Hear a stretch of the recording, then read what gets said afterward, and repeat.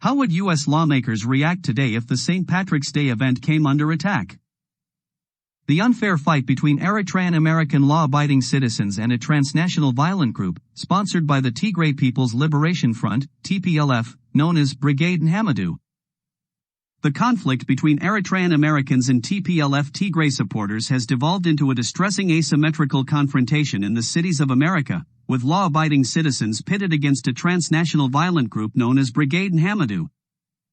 This paper aims to educate people about the unjust dynamics of this confrontation, shedding light on the manipulation, violence, and injustices faced by those advocating for peace and freedom to assemble peacefully within democratic nations worldwide. The disparity in tactics between law-abiding Eritrean Americans and the TPLF-supported/manipulated group called Brigade Nihamedu exacerbates the unfairness of the fight. Law-abiding Eritrean American citizens are constrained by ethical principles, legal boundaries, and societal norms, limiting their ability to confront terrorist groups worldwide effectively. Meanwhile, Brigade Nihamedu operates with impunity, exploiting legal loopholes and weaknesses in the system to evade accountability for their actions, perpetuating chaos and violence with impunity. Eritrean Americans typically gather to celebrate their birth nation's sovereignty, heroism, and accomplishments. Such events have taken place worldwide peacefully until the recent development of this transnational violent and extremist group, with some cities hosting them since the early 1980s. However, their gatherings are increasingly disrupted and threatened by the violent actions of Brigade Nihamedu, whose primary objective is to shut down Eritrean events through any means necessary. Understanding the challenges faced by Eritrea as a young nation is essential.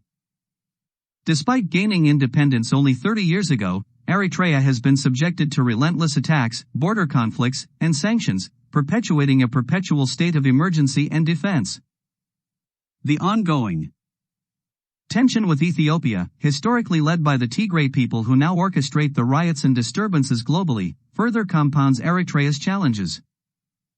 On the contrary, members of Agi Nhamedu, advocates of Aby Tigray meaning Greater Tigray, aspire for an independent Tigray encompassing the Eritrean Red Sea, a nation primarily governed by Tigrinya-speaking ethnics, resort to acts of violence, vandalism, and intimidation, often masquerading as Eritreans. Their disruptive actions not only smear the reputation of the Eritrean government and its community but also sustain a cycle of retaliation and aggression. The border between Eritrea and Ethiopia stretches approximately 1,033 kilometers, marking the boundary between the two nations. Situated on the northern side of Ethiopia, the Tigray region shares a border with Eritrea. The people in the Tigray region speak the same language as the Eritrean ethnic group Tigrinya. The historical relationship between the Tigray People's Liberation Front, TPLF, and the ruling party in Eritrea, the People's Front for Democracy and Justice, PFDJ, adds complexity to the conflict. While initially allies in the fight against the Derg regime in Ethiopia, tensions resurfaced when Ethiopia initiated the border conflict in 1998, leading to a prolonged period of no war, no peace. Until 2018. In 2018, the Tigray-dominated government in Ethiopia suffered a significant defeat to the new administration led by President Abiy Ahmed. Subsequently, the Tigray region engaged in a conflict with both the federal Ethiopian government and the Eritrean government to regain power in Ethiopia, resulting in a decisive defeat for the Tigray forces. This defeat marked the genesis of Agi Nihamedu, a retaliatory act driven by a desire for revenge against Eritreans. By any means. Brigade Nihamedu, representing the Tigray group, employs a cunning strategy to further their agenda. Initially, they leverage their understanding of the Eritrean language to pose as Eritreans, seeking asylum in various countries, exploiting the perception of Eritrea as a human rights violating nation by Western nations. Engaging in a numbers game, they appear in large groups to create the illusion of internal conflict within Eritrea. This tactic aims to mislead observers, particularly those unfamiliar with the complexities of the region's dynamics, while also enabling them to advocate for sanctions against the Eritrean government, infiltrate gatherings, and incite violence within the Eritrean community. Secondly, they prominently display flags of the USA or other sympathetic countries to manipulate perceptions and garner international support. This calculated move portrays them as allies of powerful nations, furthering their deceptive facade and legitimizing their actions in the eyes of the global community. Thirdly, Brigade Nihamedu uses the Eritrean language to hurl curses and disrespect, aiming to provoke and antagonize genuine Eritrean supporters. Simultaneously, they strategically switch to English to proclaim their purported love for America or the country where they are demonstrating.